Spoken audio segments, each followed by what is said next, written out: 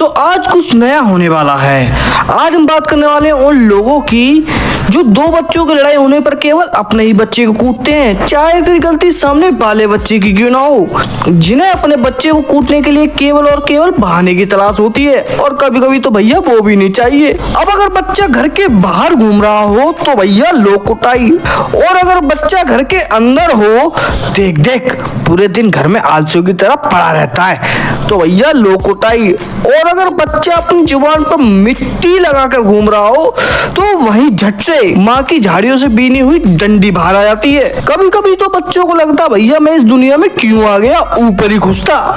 अब देखो पिटाई खाने की भी एज होती है, यानी उम्र होती है। अब अगर आपकी एज 0 से 2 साल की है तो फिर चाहे तुम अपने दुश्मन पर हग लो, मूत लो, फिर चाहे उल्टी तक कर लो, वो तुमसे कुछ नहीं कहेगा।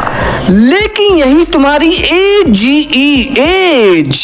ज्यादा है तो भैया समझ लो हो गया काम। अब तुम्हारी 2 कोड़े की जिंदगी पर ग्रहण लगने से कोई नहीं रोक सकता, झट से माँ के चमाट लगना शुरू हो जाएंगे। अब तुम्हारी एज इतनी ज्यादा भी नहीं है, मतलब 4 से 5 साल की है, तो हो सकता है भैया लपड़ों से ही बात बन जाए। लेकिन अगर तुम्हारी एज इससे ज्यादा है तो भैया कसम से कह रहा हूँ ऐसे पीटा जाएगा जैसे कपड़े धोने वाला धोबी कपड़ों को धोता है। और दुनिया भर की सुताई करने के बाद बेचारे बच्चे को खुल के रोने भी नहीं दिया जाता, वहीं पर उसे और मारूंगी और साक्षात गरम चिमटा लगाने की धमकी दे दी जाती है।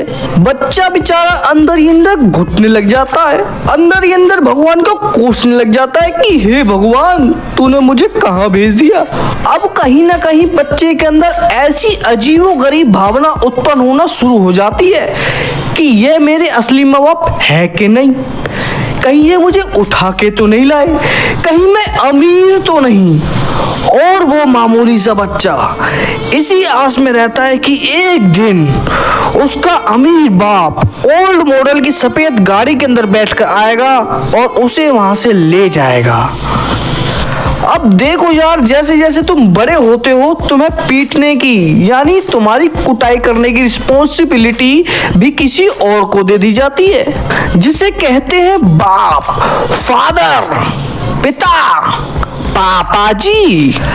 अब ये इंसान अपने बच्चे को भी ऐसे पीटता है जैसे कि वो खुद का बच्चा नहीं किसी दुश्मन का बच्चा हो।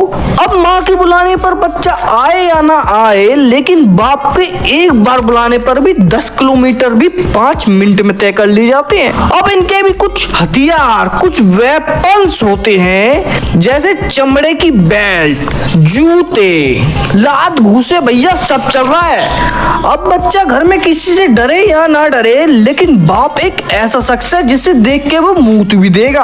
अब बच्चा गली में खेल रहा हो और ये शख्स वहां पर आता हुआ दिख जाए तो बस गोली की रफ्तार और बच्चे के घर भागने की रफ्तार बिल्कुल सेम मानी जाएगी। अब देखो यार, तुम्हें लगता है कि तुम्हें कोई नहीं देख रहा है, लेकिन तुम्हारे घर वालों के भी कुछ एजेंट होते हैं जिन्हें हम पड़ोसी, रिश्तेदार के नाम से जानते हैं। अब इनका काम ही होता है घर में आग लगाना।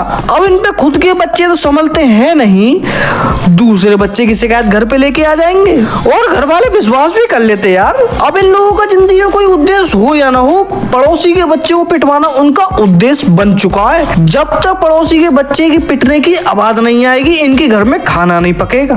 तो बस यार आज के लिए इतना ही। वीडियो अच्छी लगी तो लाइक करें, सब्सक्राइब करें और कमेंट में जरूर लिखें कि आपका पड़ोसी भी कभी आपकी शिकायत लेके घर पे आया है, कभी उसने आपको पिटवाया है।